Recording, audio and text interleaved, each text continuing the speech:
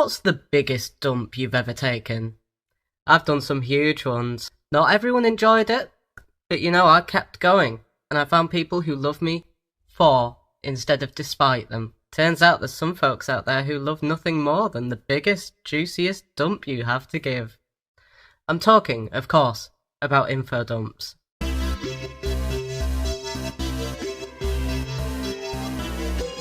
Hi, I'm OK Savage. I write, I make art and music, and generally create weird stuff. Today I want to talk to you about a series of videos which I'm currently in the process of bringing to life. If you saw my last video about getting back into digital art, you'll know that I'm getting back into digital art. This was because of a thing called Sketchtember. Now that's basically for September you draw a picture every day, and sometimes there's like prompt lists and everything. I'll put a link to the account who made the prompt list that I use. So a few days into Sketchtember, when I was doing the dragon image actually that's in the getting back into digital art video, I discovered that there's a time-lapse function on the app that I use for drawing. This is pretty cool. It lets you sort of record the process of the drawing. So I started using it every time I was drawing. Well, nearly every time. I did forget on what was actually one of my favourite drawings from Sketchtember, which is just sort of... well, I'm sure you can imagine. Anyway, so I've been using this feature, and it sort of takes, a couple of hours drawing and turns it into a cool little 10-minute video. Oh, roundabouts anyway. I don't know the exact conversion rate for time drawing versus video. I'm guessing it does it by like every time you do an action, because it generally cuts out any huge pauses, so I'm not sure how it works. Anyway, you do drawing for a long time, you get a little video. This means that as of writing the script for this video, yes, there's a script. I can't promise I'm sticking to it exactly, but after how much I rambled in the last one, I thought, yeah, better at least make notes, Anyway, as of writing the script, I have more than 17 of these 5 to 15 minute process videos just sat on my phone, kind of doing nothing. So I thought, what can I do with these? Someone must want to watch me draw random crap, right? There's a lot of weird folks on the internet. I'd watch that. But it feels a bit half-assed to put the videos up just as they stand. So I thought I'll add a bit of fun narration as well. A lot of the time when I put an art process video up, I talk about what's happening in it and sort of talk through my process. That seems hard to do with the time lapses though, because they're a little bit fast compared to the speed that I was actually drawing at. And besides, a lot of the mental processes for these videos were along the lines of like, oh crap, I forgot to do Sketchtember today, I guess I'd better learn what a toad looks like. Or like, oh, I wonder what happens if I change the layer setting to this word that I don't know the meaning of. Oh, that's alright, I suppose I'll leave it in.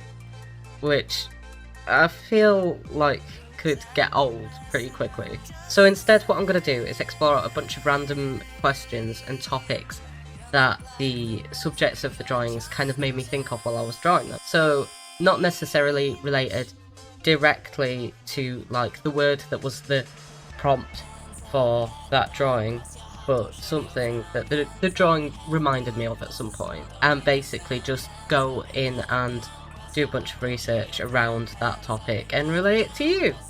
And yes, this is maybe partly an excuse to go down a bunch of search engine rabbit holes and call it work, but you do what you gotta do. I'm probably going to be calling this series Sketchy Info Dumps. If you don't know, an info dump is just when you give someone a bunch of information at once, like you're dumping a lot of information on them. It's kind of a common thing that people talk about with autism, like, oh yeah, my mate Fred just info dumped about J-pop to me, it was really cool. Or, oh, I feel so comfortable with my new work colleague that I can unmask enough that I even end up info dumping about random stuff, it's so nice. Or like, no, Janet, my favourite toaster just broke and I'm emotionally exhausted, I can't listen to you info dump about the Roman Empire right now. I'm so sorry. Maybe tomorrow. You know, that sort of thing. The sketchy part comes from the fact that I'll be drawing. You get it. It's fun. It's funny. But it is also a kind of pre-warning that I'm not an expert in anything I'm going to be talking about. I will be doing the research and then making the video. So if I get anything wrong, which is very, very, very, very, very likely to happen, obviously please correct me in the comments or whatever, and like just don't get mad at me. There's a pre-warning that some of this information might be sketchy. I'm sorry. I am gonna do my best with it, but I'm not infallible. And to give you an example of how this is really playing to my weaknesses, one of the ideas that I've got on my list of questions that these drawings have made me think of is like, why are there donkeys at the beach? Now, I'm gonna be honest here. I don't know if there are donkeys at the beach. Like, obviously I have seen donkeys on a beach. That's why it occurred to me. I didn't just slam random words together. But, like, I don't know if there's donkeys on a lot of beaches, if that's a thing, or if just Yorkshire's east coast is weird. So, I really am going to be starting from level 0 when I'm doing a lot of this research. Some of the things I've noted down on my list that the drawings have reminded me of that I want to explore are more familiar to me, but if anything, this is, like, even more dangerous. Because if I'm confident in the topic, I'm going to be less likely to double check everything, you know, to double check things that I know, but actually I have really, really terrible recall. And to give you an example of this, during Sketchtember, at one point, one of the prompts was echinacea, and I was like, oh, I'll just draw koala, because echinacea, that's that thing that koalas eat, right? No, it's not. That's eucalyptus. There is, to my current knowledge, no connection in this world between echinacea, a plant that looks like an overgrown colourful daisy, and the humble koala bear. Although, I don't think koalas are actually bears. And I think that is correct. So, there's something that have a fact. So yeah, in short, Sketchy Info Dumps seems like a very appropriate title for this series. I'm currently in the process of researching for the first video, which is going to be about the Jericho Rose. And I'll be doing the narration for that as soon as I've researched it. Like I said, I've already got the sketch that made me think of what I wanted to research for it. So it's going to be released in pretty short order. So, like, keep your eye out.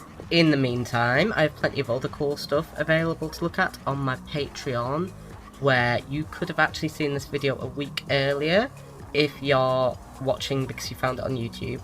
If you are watching this a week earlier than everyone else on Patreon, then thank you so much for supporting me. I really appreciate it. Okay, that's me done for now.